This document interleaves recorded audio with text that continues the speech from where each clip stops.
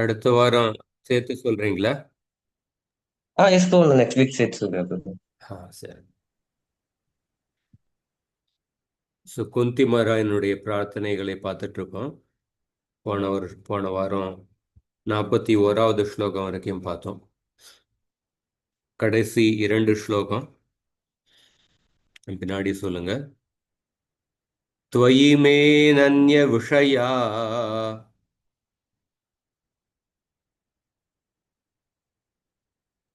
द्वयि मे अनन्यविषया मतिर्मधुपते सकृत् मदिर्मधुपदे असकृत् रतिमुद्वहता दद्दा रदिम् उद्वहदात् अत्ता गङ्गे वौघमुदन्वती.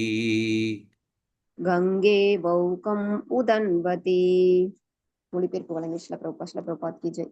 மதுவின் இறைவனே, கங்கை தடையில்லாமல் எப்பொழுதும் கடலை நோக்கி ஓடிக்கொண்டே இருப்பதைப் போலவே என்னுடைய கவனம் வேறு யாரிடமும் திசை மாறி சென்று விடாமல் எப்பொழுதும் உங்களால் கவரப்பட்டதாகவே இருக்க அருள் புரியுங்கள். ஹரே கிருஷ்ணா. ரொம்ப முக்கியமான ஸ்லோகம். இந்த ஸ்லோகத்துக்கு முந்தின ஸ்லோகத்தில் குந்தி மகாராணி சொல்லியிருந்தாங்க, அத விஸ்வேஷ விஸ்வாத்மன் விஸ்வமூர்த்தே ஸ்வகேஷு மே ஸ்நேகபாஷம் இமம் சிந்தி திருடம் பாண்டுஷு விஷ்ணிஷு. அந்த ஸ்லோகத்தில் குந்தி மகாராணி நினைச்சாங்க, இந்த மாதிரி கிருஷ்ணர் துவாரகைக்கு போனார்னா என்னுடைய புதல்வர்கள் பாண்டவர்கள் கிருஷ்ணருடைய சங்கத்தை இழந்து விடுவார்கள். கிருஷ்ணர் இங்கு ஹஸ்தினாபுரத்துல இருந்தாருன்னா என்னுடைய உறவினர்கள், துவாரகையில் உள்ள உறவினர்கள் கிருஷ்ணருடைய சங்கத்தை இழந்து விடுவார்கள். நான் குந்தி மகாராணி வசுதேவருடைய தங்கை. அப்ப யது வம்சத்துல இருக்கிறவங்களோட கூடவும் குந்தி மகாராணிக்கு தொடர்பு இருக்கு. ஸோ குந்தி மகாராணி நினைச்சாங்க, நான் கிருஷ்ணர் இங்கே இருக்கிறதுக்கு பிரார்த்தனை செய்யணுமா அல்லது துவாரகைக்கு போறதுக்கு பிரார்த்தனை செய்யணுமா அப்படின்னு குந்தி மகாராணியினுடைய மனசுல ஒரு குழப்பம் ஏற்பட்டது. அப்ப குந்தி மகாராணி நினைச்சாங்க, இந்த குழப்பத்துக்கான காரணம் என்னன்னா, எனக்கு இந்த உடல் ரீதியான உறவுகள் மேல எனக்கு பற்று இருக்கு. அதனால தான் நான் எனக்கு இந்த மாதிரி எனக்கு குழப்பம் ஏற்பட்டுள்ளது. இந்த உடல் ரீதியான உறவுகள் மேல பற்று இருக்கு அப்படின்னு நினைச்சு, அதனால தான் நான் கிருஷ்ணரை இங்க இருக்கணும்னு பிரார்த்தனை செய்யணுமா அல்லது துவாரகைக்கு போகணும்னு பிரார்த்தனை செய்யணுமா அப்படின்னு எனக்கு குழப்பம் ஏற்பட்டிருக்கு அப்படின்னு குந்தி மகாராணி நினைச்சாங்க. அதனால தான் குந்தி மகாராணி பிரார்த்தனை செஞ்சாங்க, எனக்கு இந்த உடல் ரீதியான உள்ள உறவுகள் மேல உள்ள பற்றை அகற்றி விடுங்கள். ஸ்நேக பாஷம் திருடம் சிந்தி அத விஸ்வேஷ விஸ்வாத்மன் விஸ்வமூர்த்தே ஸ்வகேஷு மே ஸ்நேக பாஷம் திருடம் சிந்தி.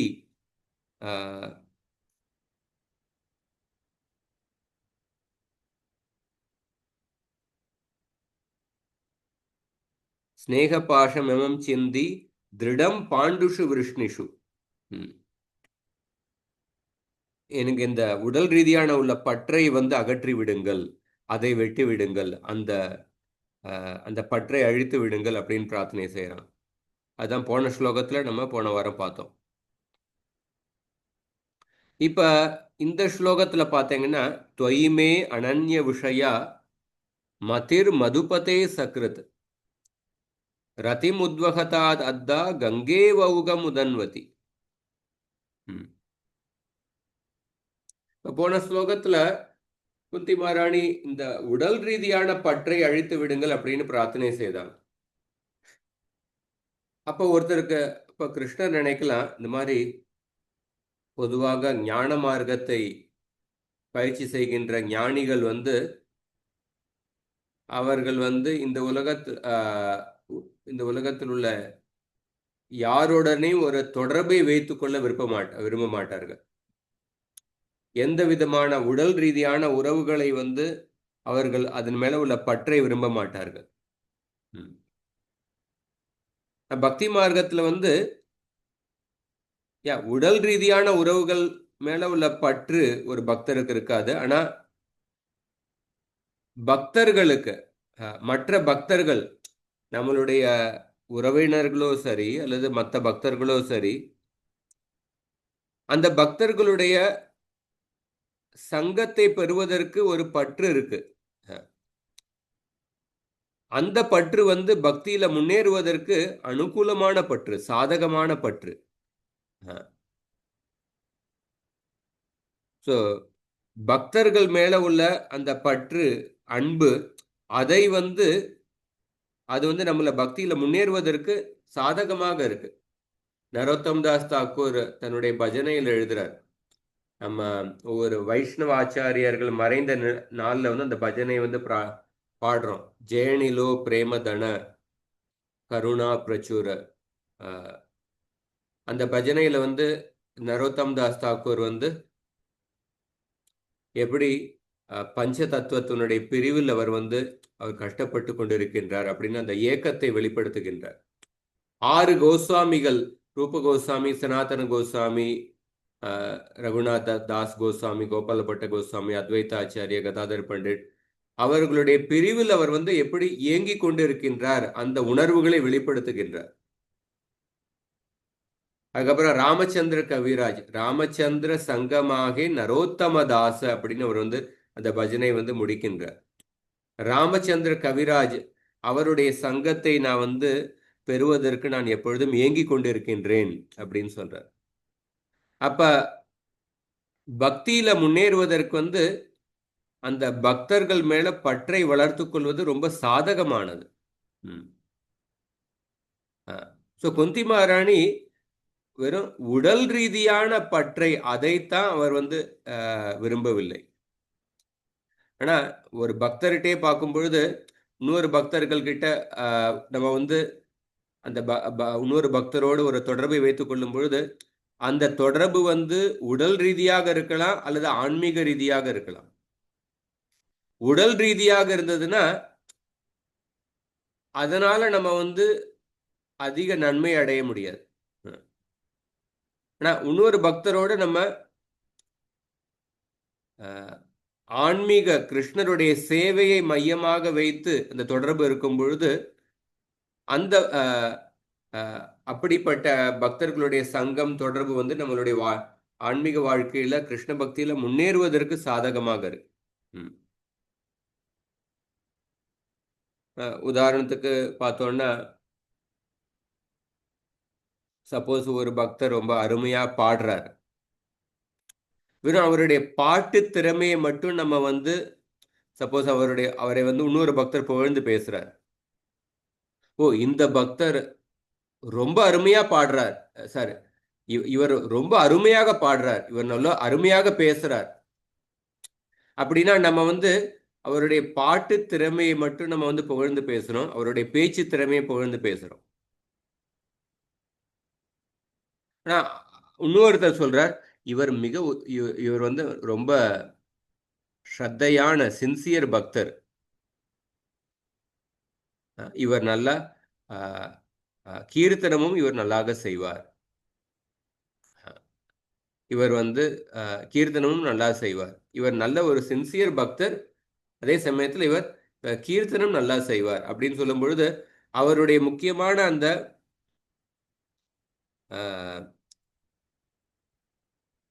அவருடைய பக்தி குணத்துக்கு நம்ம முக்கியத்துவம் கொடுக்கிறோம். அதே சமயத்தில் நம்ம இவர் கீர்த்தனம் செய்யறது நல்லா செய்கிறார் அப்படின்னு அதை நம்ம புகழ்ந்து பேசுகிறோம். நம்ம வெறும் சப்போஸ் இந்த பக்தர் இவர் வந்து ரொம்ப திறமையான மேனேஜர், அது வந்து ஒரு பௌதிக குணமாக கூட இருக்கலாம். ஆனால் அதே இன்னொருத்தர் வந்து அதே பக்தரை பிரார்த்தனை செய்கிறார், இவர் ரொம்ப ரொம்ப நல்ல அருமையான பக்தர், இவர் தன்னுடைய பக்தியை வந்து தன்னுடைய நிர்வாக திறமை மூலமாக வெளிப்படுத்துகின்றார். இந்த 2 பாராட்டுக்கும் உள்ள வித்தியாசத்தை பாருங்க. அப்ப முதல் பாராட்டுல வந்து நம்ம வெறும் அந்த பௌதிக திறமையை வந்து நம்ம வந்து புகழ்ந்து பேசுறோம். இரண்டாவது பாராட்டுல அந்த பக்தருடைய பிரதானமான குணம் கிருஷ்ணருடைய திருவடிகளில் இவர் வந்து சரணடைந்து விட்டார் அப்படின்னு அதுக்கு முக்கியத்துவம் கொடுத்து அது பிரதானமா அதை பாராட்டி பேசுறோம். அதே சமயத்துல அவருடைய மற்ற திறமையும் நம்ம வந்து புகழ்ந்து பேசுறோம். அப்ப ஒரு பக்தரோடு நம்ம தொடர்பை வைத்துக் கொள்ளும் பொழுது அந்த தொடர்பு வந்து கிருஷ்ணரை மையமாக, கிருஷ்ணருடைய சேவையை மையமாக வைத்து அந்த தொடர்பு இருக்க வேண்டும். ஸோ அதனால இந்த ஸ்லோகத்துல துவயிமே அனன்ய விஷயா மதிர் மதுபதே சக்ருத் ரதி முத்வகதா தத்தா கங்கே வௌக முதன்வதி. ஸோ போன ஸ்லோகத்துள்ள பிரார்த்தனை கேட்டதுக்கு அப்புறம் ஒருத்தர் நினைக்கலாம், குந்தி மகாராணி வந்து யார் மேலேயும் ஒரு தொடர்பை வைத்துக் கொள்ள விரும்பவில்லை அப்படிதான் குந்தி மகாராணியோட மனசுக்குள்ள எண்ணம் இருக்கு அப்படின்னு நினைக்கலாம். நான் அப்படிப்பட்ட எண்ணம் குந்தி மகாராணியுடைய மனசுக்குள்ள இல்லை. குந்தி மகாராணி வந்து அந்த பாண்டவர்கள் மேலேயும் யதுக்கள் மேலேயும் உடல் ரீதியான பற்றை தான் அவர் வந்து துறக்க விரும்பினார். ஆனா அந்த ஆன்மீக ரீதியான பற்றை வந்து துறக்க விரும்பவில்லை. பாண்டவர்கள் குந்தி மகாராஜனுடைய புதல்வர்களாக இருந்தாலும் அதை விட முக்கியமானது என்ன, பாண்டவர்கள் கிருஷ்ணருடைய தூய பக்தர்கள். அந்த தூய பக்தர்கள் மேல உள்ள அந்த ஆன்மீக ரீதியான பற்றை வந்து குந்தி மகாராணி துறக்க விரும்பவில்லை. யது வம்சத்துல இருக்கிறவங்க வந்து குந்தி மகாராணியினுடைய உறவினர்கள். அந்த உடல் ரீதியான பற்றை துறக்க விரும்பினார். ஆனா ஆன்மீக ரீதியான பற்று, யதுக்கள் வந்து கிருஷ்ணருடைய உயர்ந்த பக்தர்கள், அந்த பக்தர்கள் மேல உள்ள பற்றை வந்து துறக்க விரும்பவில்லை. அதனால தான் இந்த ஸ்லோகத்துல தெளிவாக சொல்றாங்க, என்னுடைய மனது வந்து எப்படி கங்கை நதி வந்து கங்கோத்ரியில தொடங்குகின்றது, கடைசியில கங்கா சாகர்ல போய் கலக்கின்றது. அந்த கங்கோத்ரியிலேருந்து ஆரம்பிச்சு கங்கா சாகர் வரைக்கும் கங்கை நதி வந்து பல நூற்றுக்கணக்கான கிலோமீட்டர் பிரயாணம் செய்து கடைசியில கங்கா சாகர்ல போய் கலக்கின்றது. அந்த கங்கை நதியினுடைய பிரயாணத்துல வந்து பலவேறு தடங்கல்கள் வருகின்றன. அந்த தடங்கல்களை எல்லாம் பொருட்படுத்தாமல் கங்கை நதி தன்னுடைய லட்சியத்தை வந்து நினைவுல வைத்து கொண்டு கங்கா சாகர்ல போய் கலக்கின்றது. எப்படி கங்கை நதி எந்த விதமான தடங்கல்களை பொருட்படுத்தாமல் கங்கா சாகர்ல போய் கலக்கின்றதோ, அதே மாதிரி என்னுடைய மனது வந்து வாழ்க்கையில் உள்ள எந்த கஷ்டங்கள் தடங்கல்களை பொருட்படுத்தாமல் என்னுடைய மனது எப்பொழுதும் உங்களுடைய சிந்தனையில் மூழ்கி இருக்க வேண்டும். இதுதான் என்னுடைய பிரார்த்தனை அப்படின்னு சொல்றான். தொய்மே அனன்ய விஷயா, உங்களை தவிர வேறு விஷயத்தில் ஈடுபடாமல், மதிர் மதுபதே அசக்ரத் ரதிம் உத்வகதா அத்தா, உங்களை தவிர வேறு விஷயத்தில் ஈடுபடாமல்,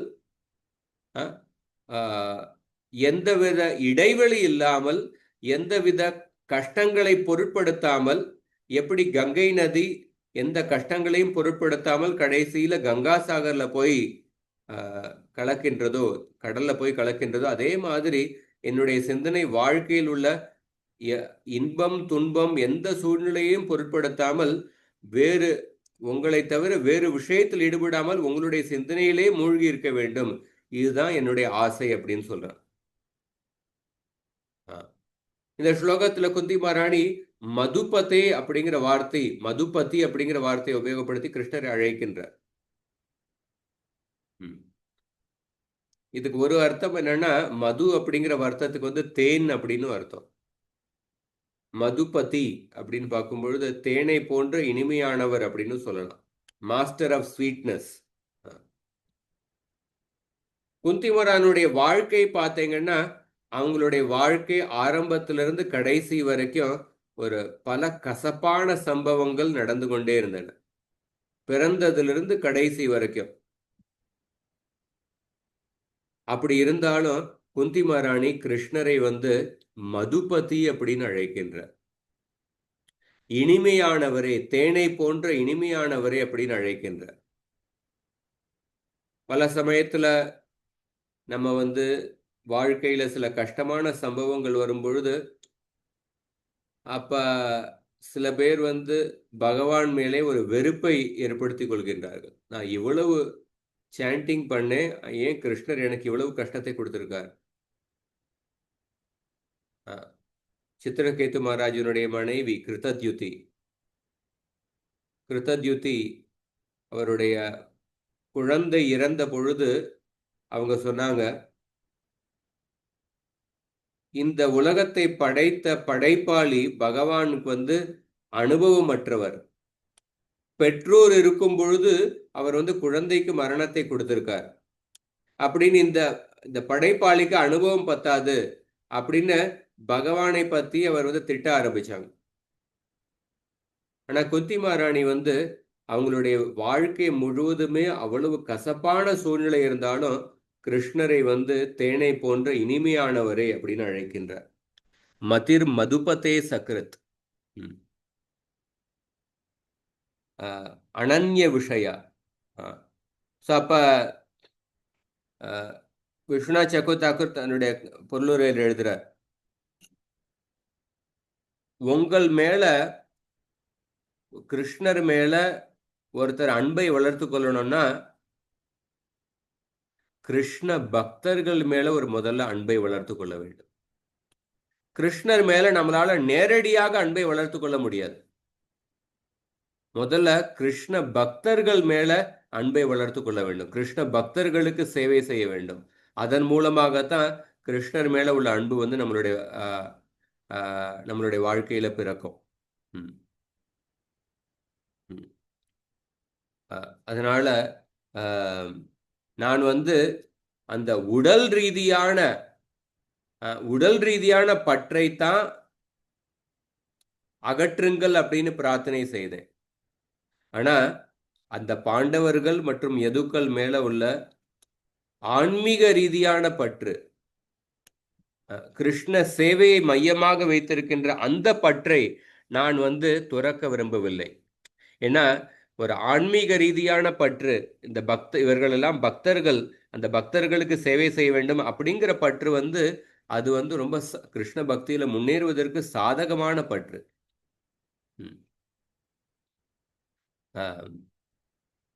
இங்க பார்க்கும் பொழுது இந்த குந்தி மகாராணியினுடைய பிரார்த்தனை இதே இந்த ஸ்லோகத்தில் சொல்லப்பட்டுள்ள இந்த பிரார்த்தனையினுடைய அதே உட்கருத்தை விருத்ராசுரனும் பாகவதத்துல பிரார்த்தனை செய்துள்ளார். 6வது ஸ்கந்தத்துல விருத்ராசுரனுடைய பிரார்த்தனை, விருத்ராசுரனுடைய 4 ஸ்லோகங்கள், அதுவும் சதுஷ்லோகி பாகவதம் அப்படின்னு சொல்லப்பட்டுள்ளது. 6வது ஸ்கந்தம் 11வது அத்தியாயத்துல. அதுல விருத்ராசுரர் சொல்றார், அகம் ஹரே தவ பாதைக மூலோ தாசானுதாசோ பவிதாஸ்மி பூயஹ மனஸ்மரேதாசு பதேர் குணாம்ஸ்தே கிரஹீத வாக்கர்ம கரோதி காயஹ. விருத்ராசுரர் சொல்றார், நான் திரும்பவும் உங்களுடைய பக்தர்களுடைய சேவகனாக இருக்கின்ற அந்த பதவியை நான் அடைய விரும்புகின்றேன். மனஸ்மரேதாசு பதேர் குணாம்சே, என்னுடைய மனது உங்களுடைய சிந்தனையில் ஈடுபட வேண்டும் அப்படின்னு விரும்புகின்றேன். என்னுடைய உடம்பு உங்களுடைய சேவையில் ஈடுபட வேண்டும். என்னுடைய பேச்சு உங்களுடைய பெருமையை பாடிக்கொண்டே இருக்க வேண்டும். இதுதான் என்னுடைய பிரார்த்தனை. குந்தி மகாராணியினுடைய பிரார்த்தனை, விருத்ராசுரனுடைய பிரார்த்தனை, இந்த 2 பிரார்த்தனையினுடைய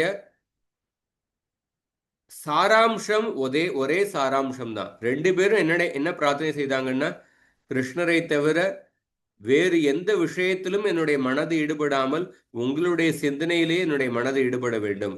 உங்களுடைய சேவையிலேயே என்னுடைய உடம்பு ஈடுபட வேண்டும். உங்களுடைய பெருமைகளை பாடுவதிலேயே என்னுடைய பேச்சு ஈடுபட வேண்டும். அப்படிங்கிற அதே சாராம்சத்தை தான் 2 பேரும் பிரார்த்தனை செய்தனர். ஆனா குந்தி மகாராணியினுடைய பிக்சர், அவருடைய போட்டோவை வந்து ஒரு இடத்துல வைங்க. விருத்ராசுரனுடைய படத்தை அது பக்கத்துல வைங்க. இந்த 2 பேருடைய வெளி தோற்றத்தை பார்த்து இதுல ஏதாவது ஒற்றுமை இருக்கா அப்படின்னு நீங்க வந்து பார்த்தீங்கன்னா எந்த ஒரு ஒற்றுமையும் தெரியாது. ஏன்னா குந்தி மகாராணி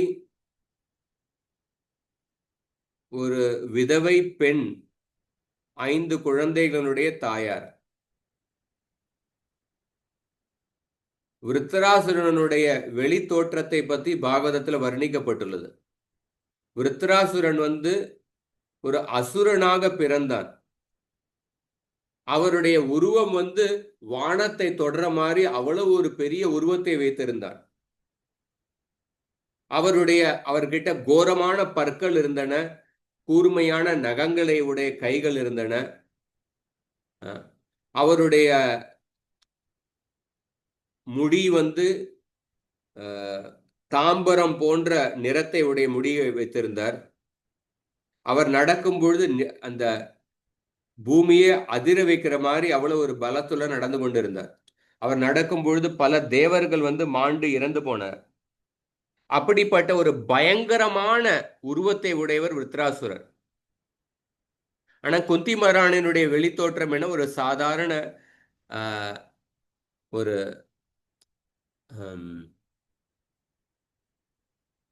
ரொம்ப மிருதுவான சுபாவத்தை உடைய, மென்மையான சுபாவத்தை உடைய ஒரு பெண்மணி, 5 குழந்தைகளுடைய தாயார், ஒரு விதவை பெண்.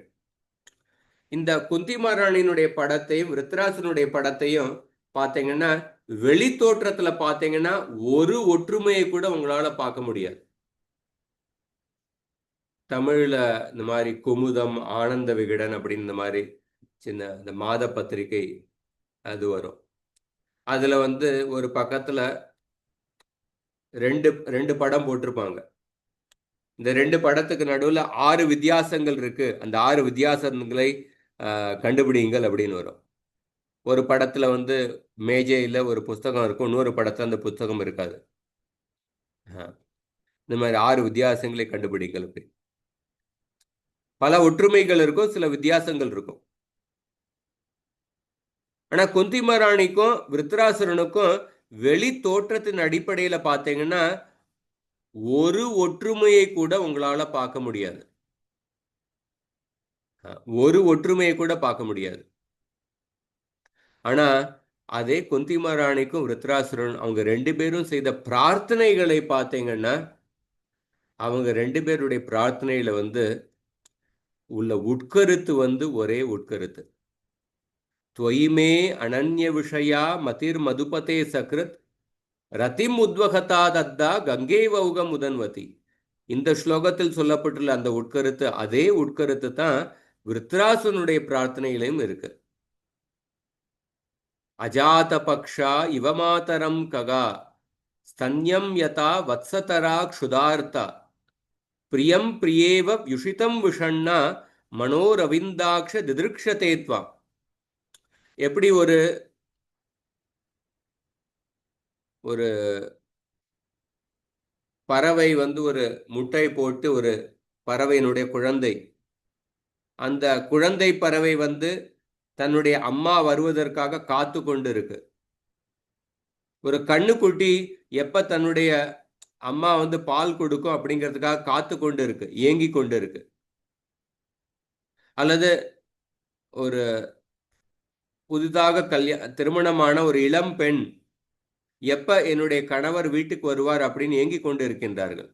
அதே மாதிரி நான் வந்து உங்களுடைய சேவையை அடைவதற்காக நான் ஏங்கி கொண்டு இருக்கின்றேன் அப்படின்னு விருத்ராசுரர் பிரார்த்தனை செய்கிறார்.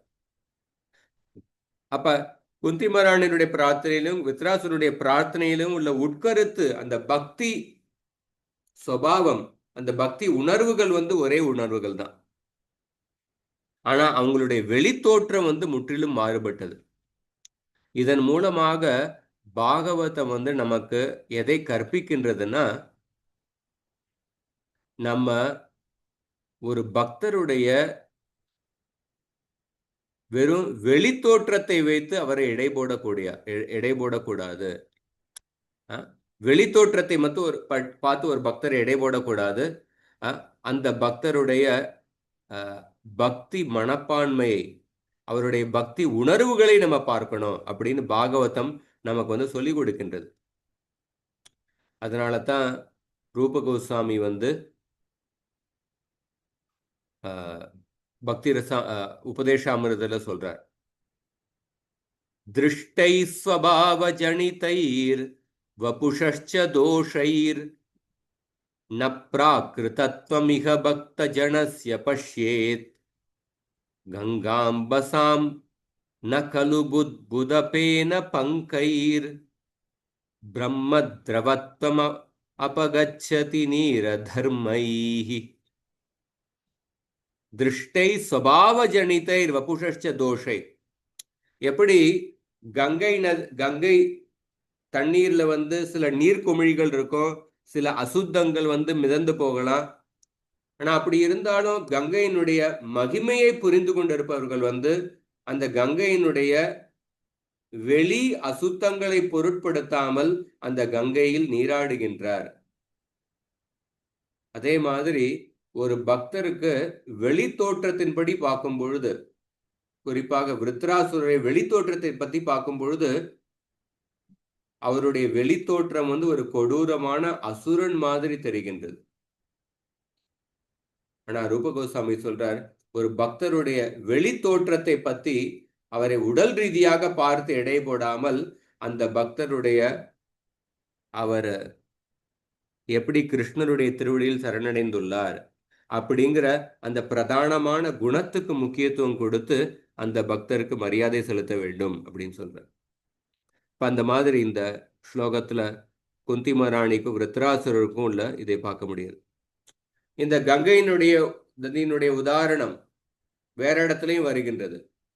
கபில தேவர் வந்து தேவகூதிக்கு வந்து உபதேசம் செய்யும் பொழுது தூய பக்தியினுடைய இலக்கணத்தை பத்தி சொல்றாங்க. அதுலயும் இந்த கங்கை நதியினுடைய உதாரணத்தை சொல்றார்.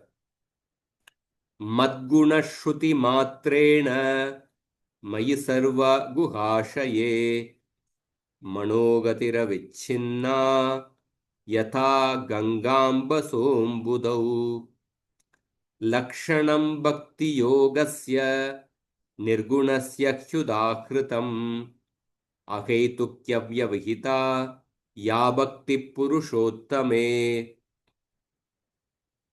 இந்த ஸ்லோகத்திலே கபில தேவர் சொல்றார் 29வது அத்தியாயத்துல 3வது ஸ்கந்தத்துல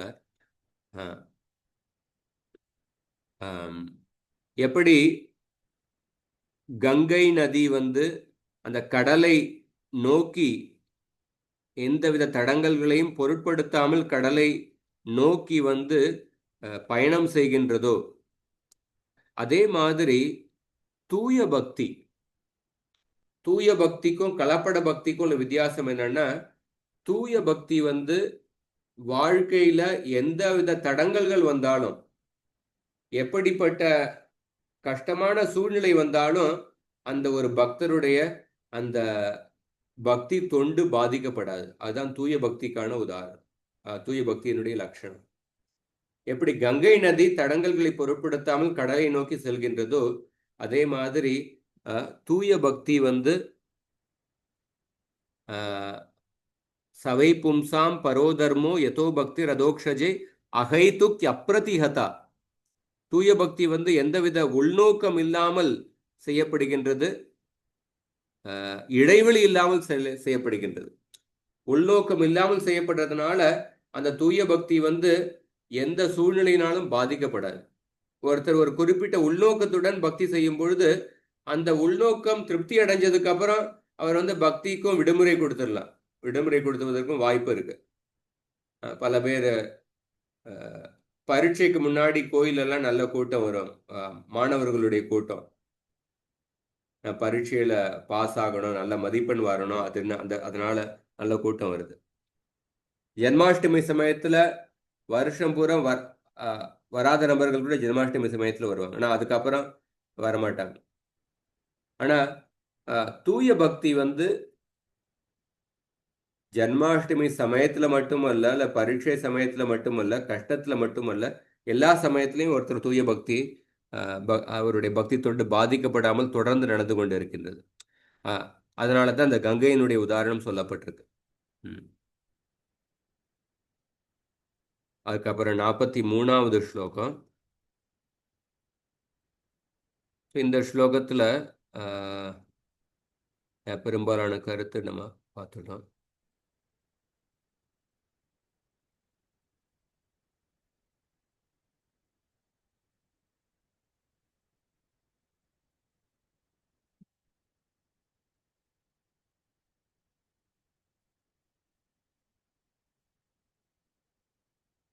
श्री कृष्ण कृष्ण सक वृषभावनिदृग् श्री कृष्ण कृष्ण सग कृष्ण सभावने राजन्यवंशदहनानपवर्गवीर्य राजन्यवंशतगनाभवर्गवीर्य गोविन्द गोद्विजसुरार्तिहरावतार गोविंद गोविजश्राति हरवादरावतार योगेश्वराखिल गुरो भगवन् नमस्ते. யோகேஸ்வராகில குரு பகவன் நமஸ்தே. மொழிபெயர்ப்பு பொருளை வழங்கியவர் ஆசா பக்தி வேதாந்த சுவாமி சில பிரபுபாதைக்கு. அர்ஜுனனின் நண்பரே கிருஷ்ணா, விஷ்ணு வம்சத்தினரின் முதன்மையானவரே, இந்த பூமியின் மீது விளையும் தொல்லைகளுக்கு மூல காரணமாக உள்ள அந்த அரசியல் கட்சிகளை அழிப்பவர் தாங்களே. உங்களுடைய வீரியம் ஒருபோதும் குறைவதில்லை. நீங்கள் ஆன்மீக உலகின் உரிமையாளராவீர். மேலும் பசுக்கள், பிராமணர்கள் மற்றும் பக்தர்களின் துன்பங்களை போக்குவதற்காகவே நீங்கள் அவதரிக்கிறீர்கள். எல்லா யோக சக்திகளையும் நீங்கள் பெற்றிருக்கிறீர்கள். முழு பிரபஞ்சத்தின் குருவும் நீங்களே. நீங்கள் தான் சர்வ வல்லமையுடைய பகவானாவீர். எனது பணிவான வணக்கங்களை உங்களுக்கு நான் சமர்ப்பிக்கின்றேன். ஹரே கிருஷ்ணா.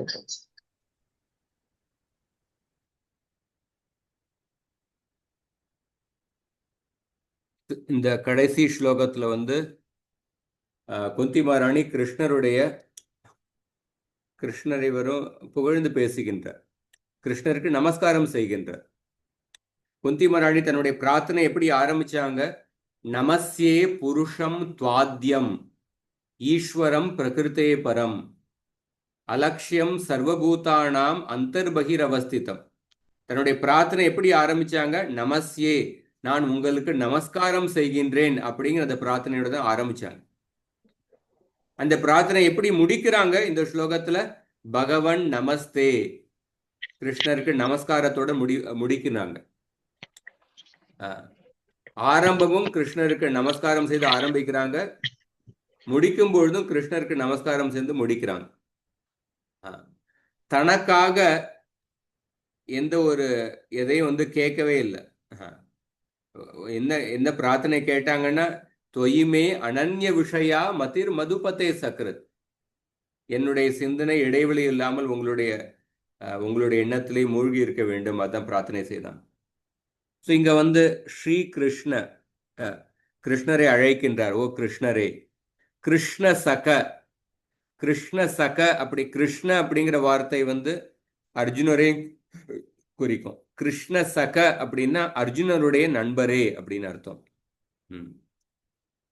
விருஷ்ணி ரிஷப அப்படின்னா விருஷ்ணி வம்சத்தினவர்களில் சிறந்தவரே அப்படின்னு அர்த்தம். யாதவர்களில் சிறந்தவரே அப்படின்னு கிருஷ்ணரை அழைக்கின்றார். அவனி திருக் ராஜன்ய வம்ச, அவனித்ருக் ராஜன்ய வம்ச அப்படின்னா இந்த பூமியில பல அசுர சுபாவத்தை உடைய அரசர்கள் துன்பம் கொடுத்து கொண்டு இருந்தார்கள். கிருஷ்ணர் அந்த அசுர சுபாவத்தை உடைய அரசர்களை வதம் செய்யறதுக்காக அவதாரம் செய்தார். அந்த குணத்தை சுட்டிக்காட்டி அழைக்கின்றார். அசுர சுபாவத்தை உடைய அந்த மன்னர்களை அழித்த கிருஷ்ணரே அப்படின்னு அழைக்கின்றார். அதுக்கப்புறம் அனபவர்க வீரிய. அனபவர்க வீரிய அப்படின்னா அளவற்ற சக்தியை உடையவரே அப்படின்னு அர்த்தம். அளவற்ற சக்தியை உடையவரே. கோவிந்த கோவிந்த கோவிந்தனே அப்படின்னு அழைக்கின்றார். கோவிந்த அல்லது கோவிந்த அப்படின்னா பசுக்களினுடைய தலைவனே அப்படின்னு அர்த்தம். பசுக்களுக்கு வந்து கிருஷ்ணர் வந்து உயர்ந்த இன்பத்தை கொடுக்கின்றார். பசுக்களினுடைய தலைவனே. கோத்விஜ சுரார்த்தி ஹராவதார. கோத்விஜ சுரார்த்தி ஹராவதார அப்படின்னா பிராமணர்கள், பசுக்கள், தேவர்கள் இவர்களுடைய கஷ்டத்தை எப்பொழுதும் கிருஷ்ணர் அழிக்கின்றார். இவர்களுடைய கஷ்டத்தை போக்குவதற்காக கிருஷ்ணர் அவதாரம் செய்கின்றார். அந்த குணத்தை வந்து சுட்டிக்காட்டி கிருஷ்ணரை அழைக்கின்றார். பிராமணர்கள், பசுக்கள் மற்றும் தேவர்களுடைய துயரத்தை அழித்த கிருஷ்ணரே. யோகேஸ்வர, எல்லா யோக சித்திகளினுடைய தலைவரே. யோகேஸ்வர. அகில குரு, கிருஷ்ணம் வந்தே ஜெகத்குரு. அகில குரு, இந்த உலகத்துக்கே வழிகாட்டியாக இருப்பவரே. பகவன், ஓ பகவானே, நமஸ்தே, நான் உங்களுக்கு நமஸ்காரம் செய்கின்றேன் அப்படின்னு குந்தி மகாராணி கடைசியில ஒரு வகையில பார்த்தோன்னா இந்த ஸ்லோகத்துல கிருஷ்ணரை பத்தி நாம சங்கீர்த்தனம் செய்கின்றார். கிருஷ்ணருடைய குணங்களை வர்ணித்து அதன் மூலமாக கிருஷ்ணருடைய நாம சங்கீர்த்தனம் செய்கின்றார். நாம சங்கீர்த்தனம் செய்து கிருஷ்ணருக்கு நமஸ்காரம் செய்கின்றார்.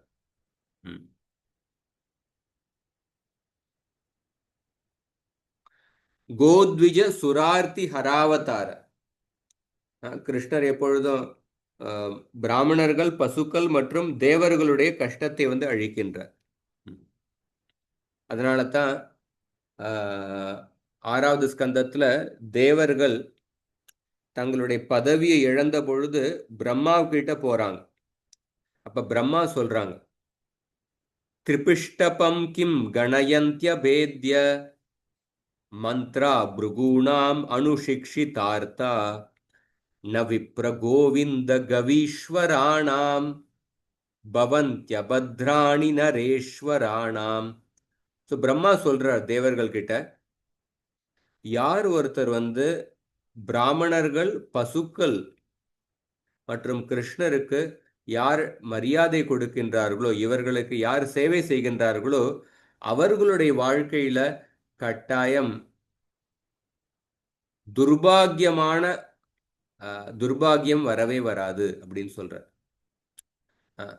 பசுக்கள், வைஷ்ணவர்கள், பிராமணர்கள் கிருஷ்ணர் யார் சேவை செய்கின்றாரோ அவர்களுடைய வாழ்க்கையில துர்பாகியம் வருவதற்கு வாய்ப்பே இல்லை அப்படின்னு பிரம்மா வந்து தேவர்களுக்கு ஆறுதல் கூறுகின்றார். அதனால கட்டாயம் நீங்க வந்து பிராமணர்கள், பசுக்களுக்கு வந்து எப்பொழுதும் சேவை செய்கின்றீர்கள். நீங்களும் விஷ்ணுவினுடைய பக்தர்கள். அதனால நீங்க கவலைப்படாதீர்கள். இப்ப நீங்க உங்களுடைய பதவியை இழந்து விட்டீர்கள். ஆனா இது வந்து தற்காலிகமானதுதான். கட்டாயம் உங்களோட வாழ்க்கையில வழி பிறக்கும். அதனால நீங்க கவலைப்படாதீர்கள் அப்படின்னு பிரம்மா வந்து தேவர்களுக்கு ஆறுதல் கொடுக்கின்றார். அடுத்த ஸ்லோகத்தில் சூத கோஸ்வாமி தொடர்ந்து சொல்றார். சூத உவாச்ச பிருதுயேத்தம் கலபதே பரிணூதாகிலோதயः மந்தம் ஜகாச வைகுண்டோ மோகயன்னிவ மாயையா. படிங்க. ஹரே கிருஷ்ணா. மொழிபெயர்ப்பு. சூத கோஸ்வாமி கூறினார், இவ்வாறாக பகவானை புகழ்ந்து பாடுவதற்காக மிக சிறந்த வார்த்தைகளால் இயற்றப்பட்ட குந்தி தேவியின் பிரார்த்தனைகளை கேட்ட பகவான் லேசான புன்முறுவல் செய்தார். அவரது மாயா சக்தியை போலவே அந்த புன்முறுவலும் வசியப்படுத்துவதாக இருந்தது. ஹரே கிருஷ்ணா பிரபு. ஸோ குந்தி இந்த பிரார்த்தனைகளை குந்தி மகாராணியுடைய பிரார்த்தனைகளை கேட்டதுக்கு அப்புறம் கிருஷ்ணர் தன்னுடைய புன் சிரிப்பை வெளிப்படுத்தினார். இந்த குந்தி மகாராணியுடைய பிரார்த்தனை எப்படிப்பட்ட பிரார்த்தனை? பிருதயேத்தம் கலபதை பரிணூதா அகிலோதய மந்தம் ஜகாச வைகுண்டோ மோகயன் இவ மாய. கிருஷ்ணருடைய பெருமைகளை குந்தி மகாராணி இந்த பிரார்த்தனைகள் மூலமாக சொன்னார்கள். அதை கேட்டதுக்கு அப்புறம் கிருஷ்ணர் தன்னுடைய புன் சிரிப்பை வெளிப்படுத்தினார். குந்தி மகாராணியினுடைய அன்பை ஏற்றுக்கொண்டார். அதை தன்னுடைய புன் சிரிப்பு மூலமாக வெளிப்படுத்தினார். பகவத்கீதையிலையும் பார்க்கிறோம். அர்ஜுனருடைய குழப்பங்களை கேட்டதுக்கு அப்புறம் பிரகசன் இவ பாரத கிருஷ்ணர் தன்னுடைய புன் சிரிப்பை வெளிப்படுத்துகின்றார். அந்த புன் சிரிப்புக்கு பின்னாடி பல காரணங்கள் சொல்லப்பட்டிருக்கு. அர்ஜுனர் இதுவரைக்கும் என்னுடைய நண்பனாக இருந்தால் திடீர்னு என்னுடைய சிஷ்யன் மாதிரி சரணடைந்து விட்டாரே அப்படின்னு கிருஷ்ணரை ஆச்சரியப்பட்டு புன்சிரிப்பை வெளிப்படுத்தினார். அந்த புன்சிரிப்பு மூலமாக கிருஷ்ணர் தன்னுடைய ஆனந்தத்தையும் வெளிப்படுத்தினார். கிருஷ்ணர் நினைச்சார், நான் இந்த உலகத்துல பல அவதாரம் செய்துள்ளேன், நான் எந்த அவதாரத்திலையும் எனக்கு ஒரு ஆச்சாரியனுடைய ஸ்தானத்தை கொடுக்கவே இல்லையே அப்படின்னு நினைத்து கொண்டிருந்தார். இந்த கிருஷ்ண அவதாரத்துல வந்த பொழுது, கிருஷ்ண அவதாரத்துல 100 வருஷத்துக்கு மேல ஆயிடுச்சு. அப்ப கிருஷ்ணர் நினைச்சார், எனக்கு ஒரு ஆச்சாரியனுடைய ஸ்தானத்தை கொடுக்கவே இல்லை அப்படின்னு கிருஷ்ணர் நினைத்து கொண்டு இருந்தார். அதுக்கப்புறம் அப்ப அர்ஜுனர் கிருஷ்ணரிடத்தில் சரணடைந்த பொழுது கிருஷ்ணர் நினைச்சார், ஓ கடைசியா எனக்கு ஒரு ஆச்சாரியனுடைய ஸ்தானத்தை அர்ஜுனன் கொடுத்துள்ளார், ஒரு ஆன்மீக வழிகாட்டியினுடைய ஸ்தானத்தை கொடுத்துள்ளார் அப்படின்னு சந்தோஷப்பட்டு கிருஷ்ணர் தன்னுடைய புன்சிரிப்பை வெளிப்படுத்தினார். பிரபுபாதர் இன்னொரு பொருளுரையில் எழுதுறார். கர்தம முனிவர் அந்த கதையை 3வது காண்டத்தில் சொல்லும் பொழுது, கர்தம முனிவர் அவர் தேவகுத்தியை பார்த்ததுக்கு அப்புறம் தன்னுடைய புன் சிரிப்பை வெளிப்படுத்தினார். பிரபுபாதர் எழுதினார், ஒரு தூய பக்தர்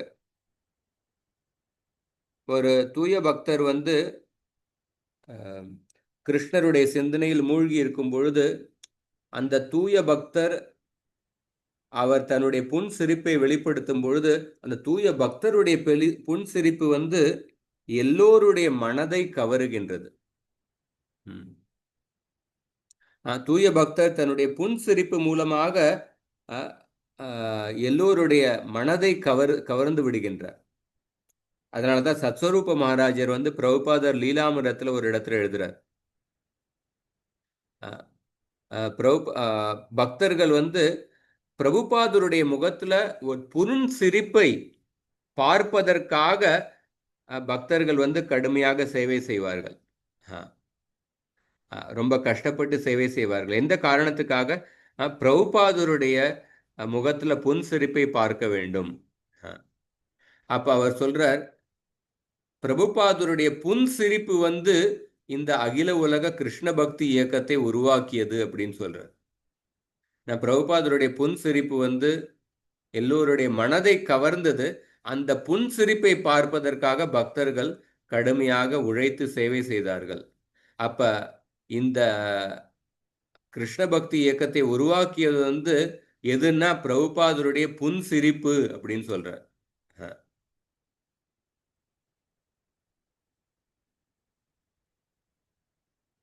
அடுத்த ஸ்லோகத்துல, தாம்பாதம் யுமாமந்திரிய பிரவிஷ்ய கஜசாஹ்வயம் ஸ்ரீயஸ்ச ஸ்வபுரம் யாஸ்யம் பிரேம்னா ராஜ்ஞானி வாரிதஹ. ஸோ கிருஷ்ணர் அந்த குந்தி மகாராணியுடைய பிரார்த்தனைகளை கேட்டதுக்கு அப்புறம் கிருஷ்ணர் துவாரகைக்கு போறதுக்காக கிளம்பி கொண்டு இருந்தார்.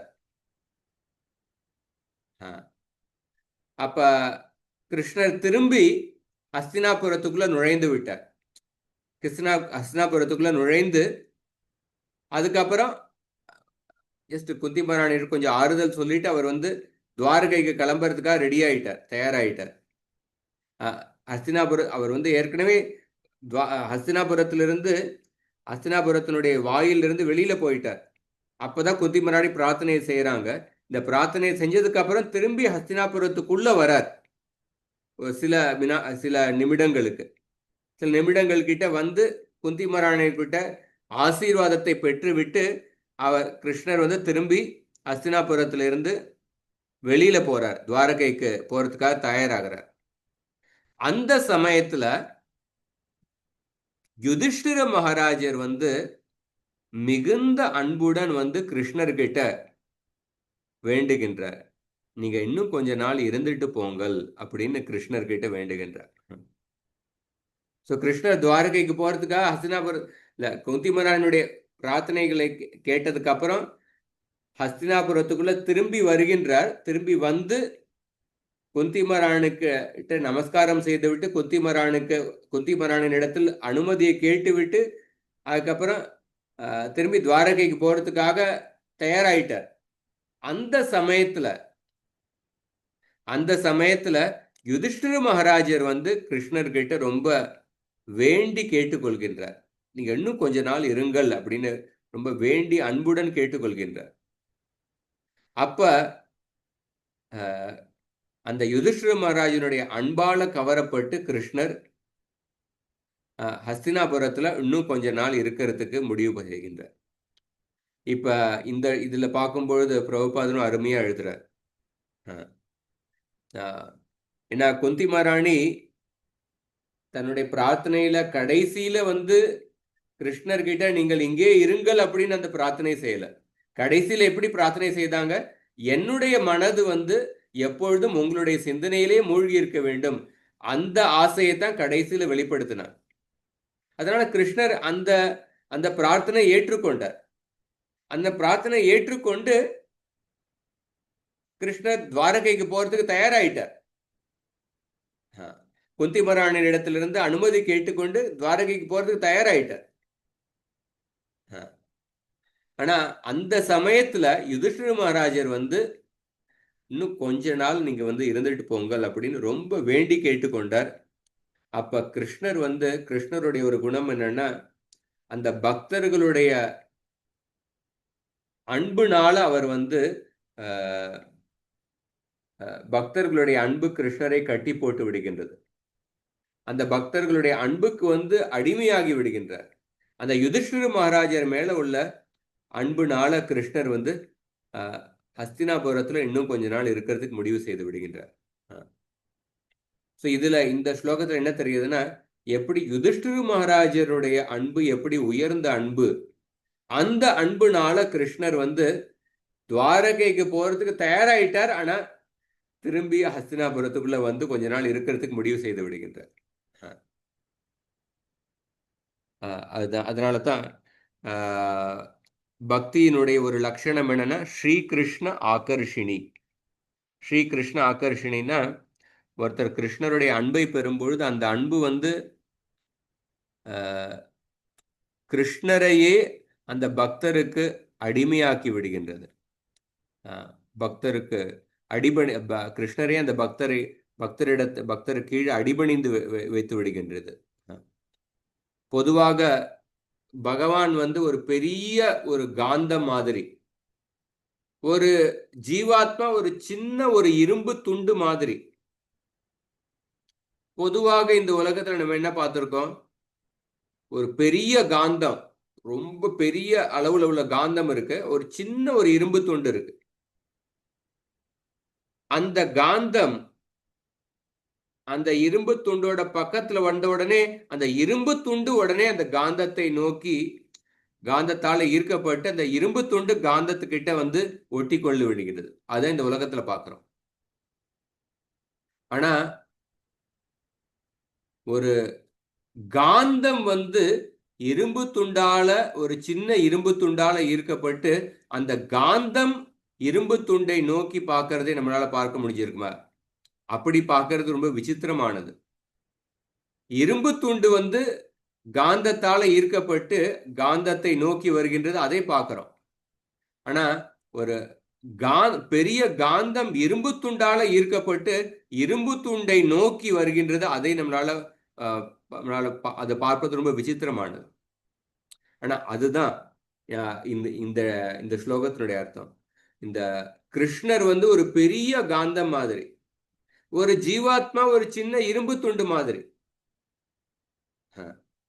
எப்போ ஒரு அந்த சின்ன இரும்பு துண்டு போன்ற உள்ள ஜீவாத்மாவினுடைய மனசுக்குள்ள தூய அன்பு இருக்கும் பொழுது, அந்த தூய அன்பினுடைய சக்தி என்னன்னா, அந்த பெரிய காந்த மாதிரி இருக்கின்ற கிருஷ்ணர் அவரே அந்த அன்பினால ஈர்க்கப்பட்டு தன்னுடைய முடிவையே மாற்றி கொண்டு விடுகின்றார்.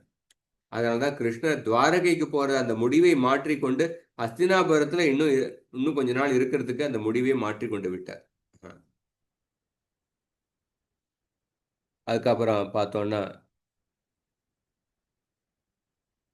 அடுத்த ஸ்லோகம். வியாசாத்யைர் ஈஸ்வரேஹாக்ஞை கிருஷ்ணேனாத்புத கர்மணா பிரபோதிதோபி ஹாசைர் நாபுத்யதசுசார்பிதஹ. இந்த ஸ்லோகத்தினுடைய மொழிபெயர்ப்பு படிங்க.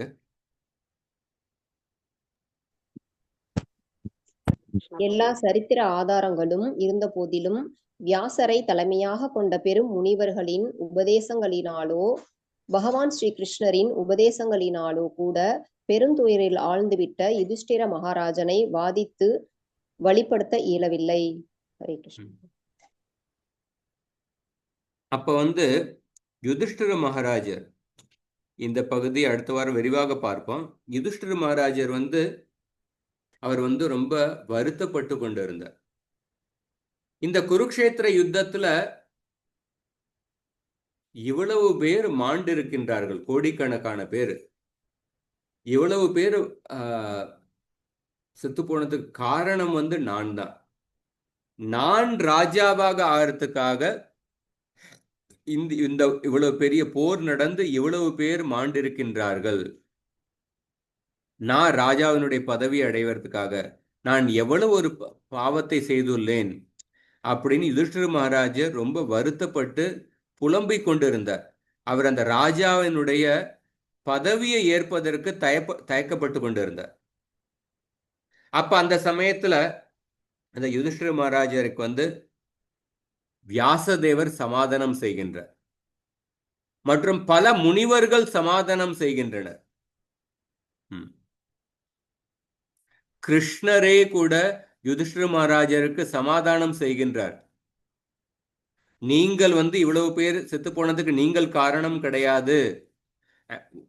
உண்மையில பார்த்தோம்னா யுதிஷ்டிர மகாராஜர் வந்து அந்த ராஜ்யத்தை அனுபவிக்க வேண்டும் அப்படிங்கிற ஒரு துளி கூட அவருக்கு ஆசை இல்லை.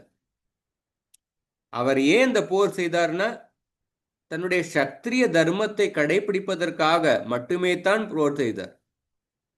அவர் ஒரு ராஜ்யத்தை பதவியை அடைந்து அனுபவிக்கணும் அப்படிங்கிற ஒரு துளி கூட ஆசை இல்லை. ஒரு துளி கூட சுயநலமான ஆசை அவர்கிட்ட இல்லவே இல்லை. சுயநலமற்ற நோக்கத்துடன் தான் அந்த போர்ல ஈடுபட்டார். அந்த போரை தவிர்ப்பதற்கான எல்லா முயற்சியையும் செஞ்சதுக்கு அப்புறம்தான் அவர் அவ்வளவு இறங்கி வந்து கேட்டார், எங்களுக்கு 5 கிராமமாவது நீங்க கொடுங்க, 5 கிராமம் கொடுத்தா கூட போதும். ஏன்னா சத்திரியர்கள் நாங்க வந்து எங்களுடைய சக்தி தர்மத்தை தான் கடைபிடிக்கணும், நாங்க இதை தவிர வேற எதுவும் செய்ய முடியாது. நீங்க பாதி ராஜ்யம் கொடுக்கலைனாலும் 5 கிராமமாவது கொடுங்க அப்படின்னு அவ்வளவு குறைத்து கேட்டார்கள். ஆனா அப்படி இருந்தாலும் அந்த கௌரவர்கள் வந்து பாண்டவர்களுடைய அந்த வேண்டுதலுக்கு வந்து அவங்க வந்து ஒத்துக்கல. அப்ப யுதிஷ்டிர மகாராஜர் வந்து கொஞ்சம் கூட சுயநலம் இல்லாம அவங்க வந்து அவர் யுத்தத்தை செய்தார். ஆனா இப்ப வந்து அவர் நினைக்கிறார், ஓ என்னுடைய சுயநலத்துக்காக இவ்வளவு பேர் வந்து செத்து போயிருக்காங்களே, நான் எவ்வளவு பாரிய பாவம் செய்து விட்டேன் அப்படின்னு வந்து நினைத்து கொண்டிருக்கின்றார். அப்ப புலம்பிக் கொண்டிருக்கின்றார். பல சமயம் வந்து நம்ம செஞ்ச தப்பை வந்து அதுக்கு பொறுப்பேற்றுக் கொள்ளாமல் அதை வந்து மற்றவங்க மேல நம்ம வந்து பழி போட்டு கொண்டு இருக்கோம். ஒரு பந்தப்பட்ட ஜீவாத்மா அவர் வந்து தப்பு செய்கின்றார், தவறு செய்கின்றார், அவர் பாவம் செய்கின்றார். ஆனா அதுக்கு பொறுப்பேற்றுக் கொள்ளாமல் மற்றவர்கள் மேல பழியை போடுகின்றார். ஆனா இங்க யுதிஷ்டிர மகாராஜருடைய சிந்தனை பத்தி பார்த்தீங்கன்னா, அவர் செய்யாத தப்புக்கு அவர் வந்து பொறுப்பேற்று கொண்டு இருக்கின்றார். ஏன்னா அவர் வந்து சுயநலம் இல்லாமல் இந்த யுத்தத்துல ஈடுபட்டார். பதவி மேல ஒரு துளி கூட ஆசை இல்லை. ஆனா அப்படி இருந்தால் அவர் நினைக்கிறார், நான் தான் இவ்வளவு பேர் செத்து போனதுக்கு காரணம் அப்படின்னு நினைக்கிறார். அதுதான் ஒரு உயர்ந்த பக்தருடைய சுபாவம். செய்யாத தப்புக்கு பொறுப்பேற்று கொண்டு இருக்கின்றார். ஆனா பந்தப்பட்ட ஜீவாத்மா செஞ்ச தப்புக்கு பொறுப்பேற்று கொள்ளாமல் அதை வந்து மத்தவங்க மேல பழியை போடுகின்றார். அப்ப அந்த யுதிஷ்டிர மகாராஜர் அந்த ராஜாவாக ஆகிறதுக்கே தயக்கப்படுகின்றார். அப்ப வியாசர் மற்றும் பல முனிவர்கள் மற்றும் கிருஷ்ணரும் அவரை சமாதானப்படுத்துகின்றார். இந்த ஸ்லோகத்துல பாத்தீங்கன்னா ஒரு வார்த்தை, முக்கியமான வார்த்தை, கிருஷ்ணேன அத்புத கர்மணா. அத்புத கர்மணா அப்படிங்கிற வார்த்தை முக்கியமானது. ஏன்னா கிருஷ்ணர், வியாசதேவர் மற்றும் எல்லா முனிவர்களும் இவரை சமாதானப்படுத்த முயற்சி செய்தார்கள். ஆனாலும் யாராலையும் யுதிஷ்டிர மகாராஜர் சமாதானம் அடையவே இல்லை. பிரபோதித்தோ அபி இதிகாசை, பல இதிகாச கதைகளை வர்ணித்து யுதிஷ்டிர மகாராஜரை சமாதானப்படுத்த முயற்சி செய்தனர். கிருஷ்ணரும் சமாதானம் செய்ய முயற்சி செய்தார். ஆனா கிருஷ்ணருடைய பேச்சினாலையும் கூட யுதிஷ்டிர மகாராஜர் சமாதானம் அடையவில்லை. ந அபுத்யத சுச்சார்பிதஹ. யுதிஷ்டிர மகாராஜர் இந்த யார் வியாசதேவர், முனிவர்கள், கிருஷ்ணர் யார் சொன்ன இந்த பேச்சையும் அவரால் புரிந்து கொள்ள முடியவில்லை. அவர் அந்த பொறுப்பை ஏற்றுக்கொள்ள அவர் தயாராக இல்லை. என்னால இவ்வளவு பேர் செத்து போயிருக்காங்க அப்படின்னு அவர் புலம்பிக் கொண்டிருந்தார். இங்க வந்து இதே கிருஷ்ணர் அந்த குருக்ஷேத்திர யுத்தத்தினுடைய ஆரம்பத்துல அர்ஜுனரும் குழப்பத்துல இருந்தார்.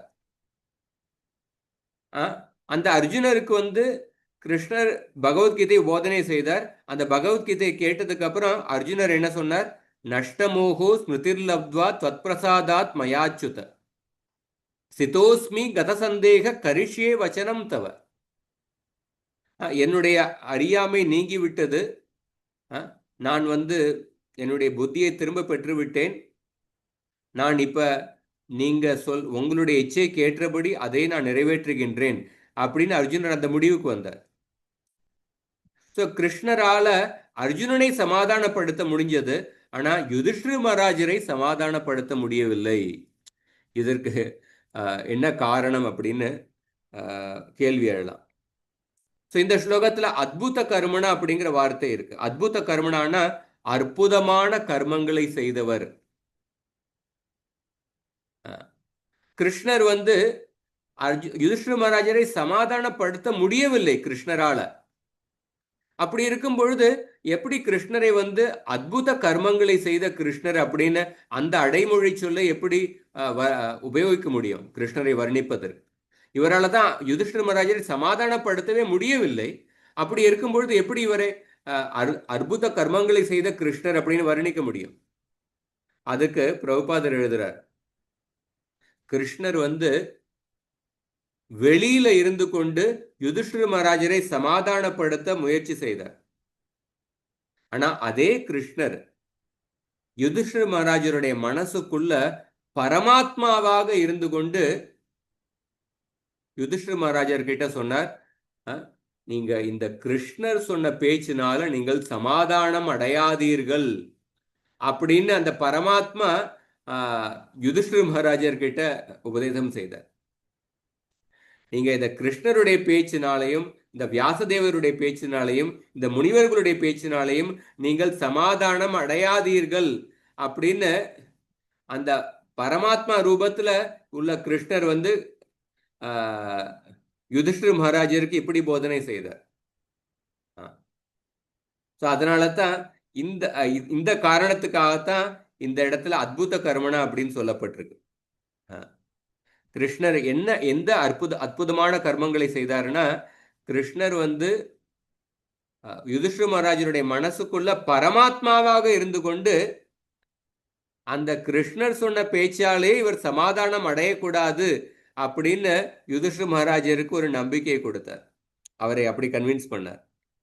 The Paramatma convinced Yudhishthira Maharaj not to get convinced by Krishna's own words. பரமாத்மாவும் கிருஷ்ணருடைய அம்சம்தான். கிருஷ்ணர் ஒரு விதமா பார்க்கும்போது யுதிஷ்டிர மகாராஜருக்கு சமாதானப்படுத்த முயற்சி செய்தார். ஆனா அதே கிருஷ்ணர் பரமாத்மாவாக இருந்து கொண்டு யுதிஷ்டிர மகாராஜர்கிட்ட சொன்னார், இந்த கிருஷ்ணர் சொன்ன பேச்சால் நீங்க சமாதானம் அடையாதீர்கள். இந்த அற்புதமான கர்மத்தை தான் கிருஷ்ணர் செய்தார். அதனால தான் இங்க அற்புத கர்மனா அப்படின்னு, அத்புத கர்மனா அப்படின்னு இந்த வார்த்தை உபயோகப்படுத்தப்பட்டிருக்கு. ஏன் பரமாத்மா யுதிஷ்டிர மகாராஜர்கிட்ட அப்படி சொன்னார், நீங்க இந்த கிருஷ்ணர் முனிவர்களுடைய பேச்சினால் நீங்க சமாதானம் அடையாதீர்கள் அப்படின்னு ஏன் பரமாத்மா சொன்னாருன்னா, ஏன்னா கிருஷ்ணர் இந்த உலகத்துக்கு பீஷ்ம தேவருடைய பெருமைகளை பரப்ப விரும்பினார். கிருஷ்ணர் பீஷ்ம தேவர் மூலமாக யுதிஷ்டிர மகாராஜரை கேட்க வைக்க விரும்பினார். பீஷ்மதேவர் மூலமாக யுதிஷ்டிர மகாராஜரை சமாதானப்படுத்த விரும்பினார். அதன் மூலமாக இந்த உலகத்துக்கு பீஷ்மதேவருடைய பெருமைகளை பரப்ப விரும்பினார். அதனால தான் கிருஷ்ணர் அப்படி செய்தார் அப்படின்னு பிரபுபாதர் எழுதுறார். இதை பத்தி நம்ம அடுத்த வாரத்திலே நம்ம கொஞ்சம் விரிவாக பார்ப்போம். அடுத்த வாரத்துல இந்த அத்தியாயம் முடிச்சுட்டு நம்ம அடுத்த அத்தியாயம் ஆரம்பிப்போம். ஹரே கிருஷ்ணன்.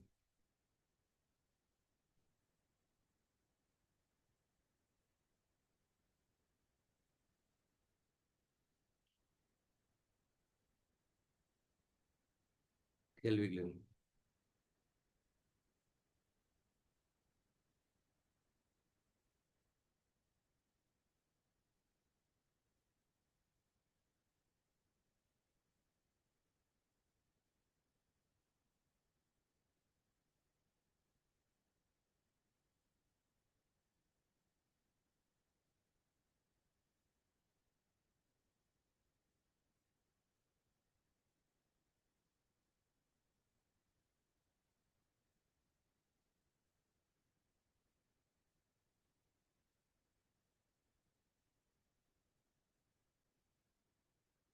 ஹரே கிருஷ்ணன்.